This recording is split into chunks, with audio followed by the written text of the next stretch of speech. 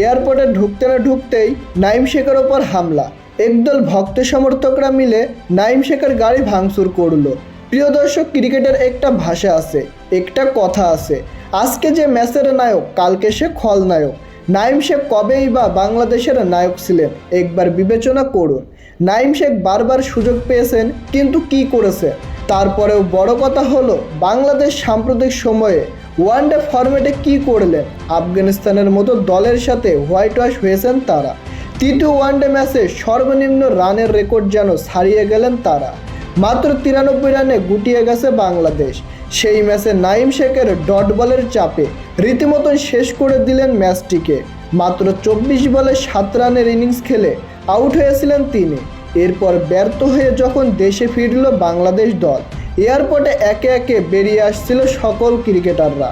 তখন মোহাম্মদ নাঈম শেখ নিজের গাড়িতে করে বাড়ির পথে রওনা দিচ্ছিলেন। তখনই একদল ভক্ত সমর্থকরা তার গাড়ির ওপর আক্রমণ চালালেন। নাঈম শেখকে ভুয়া ভুয়া বলে স্লোগান দিল তারা। একসময় গালিও দিতে থাকে ভক্ত সমর্থকরা। শেষ পর্যন্ত তার গাড়ির ওপর টিল দিয়ে আক্রমণ করে ভক্ত সমর্থকরা। তো প্রিয় দর্শক, নাঈম শেখের সাথে এমনটা করা কি আসলেই উচিত হয়েছে তা জানিয়ে দিন আমাদের কমেন্ট বক্সে।